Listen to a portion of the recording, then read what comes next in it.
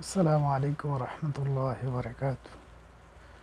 আল্লাহ তাআলার অশেষ মেহেরবানি যে আল্লাহ তাআলা আমাদেরকে পবিত্র জমিনে আল্লাহ তাআলা আমাদেরকে রাখছে। এই পবিত্র জমিনে আসার জন্য অনেক মানুষ অনেকভাবে চেষ্টা করে, কিন্তু প্রকৃত এই জমিনে ফায়দা হাসিল করা আসা, মানে সৌদি আরবে আসা, এটা একমাত্র তাদের জন্যই মঙ্গলকর যারা দিনের জন্য আসে। দুনিয়ার জন্য আইসা মানুষ অনেক কষ্টের সম্মুখীন হয়।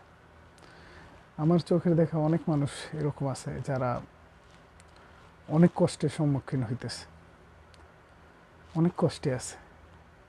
বাংলাদেশের অনেক মানুষ, অনেক ভাই, অনেক মার সন্তান আইসা বিদেশের জমিনে রাস্তায়ও থাকতে হইতেছে। এই জন্য এগুলা নিয়ে কিছু কথা বলা বা এগুলা নিয়ে একটু চিন্তা ফিকির করা,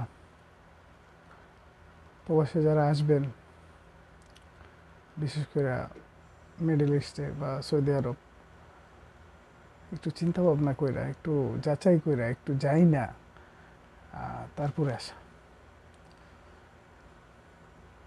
তাইলে আমরা পাগল হয়ে যাই অনেক সময়। কি আলেম, কি পড়ালেখা ওয়ালা, আর কই দিন মজুর, সবাই যখনই পাসপোর্টটা বানাই তখনই পাগল হয়ে যাই যে সৌদি আরব গেলে না জানি কি হয়ে যায়। আল্লাহ মাফ করুক। এই জন্য আইসা অনেক কষ্ট করা লাগে, অনেক কষ্ট করে মানুষ। আমার চোখের দেখা অনেক মানুষ এরকম আছে যারা 10 বছর ধরে বাড়িতে যেতে পারে না, 7 বছর ধরে বাড়িতে যেতে পারে না। নিজের বিবি চলে গেছে ছেলে সন্তান থুয়া, সব কিছু নিয়ে, এরকম কিছু কাহিনী নিয়ে সচেতন হওয়ার জন্য কিছু ভিডিও বানাইতে চেয়েছিলাম।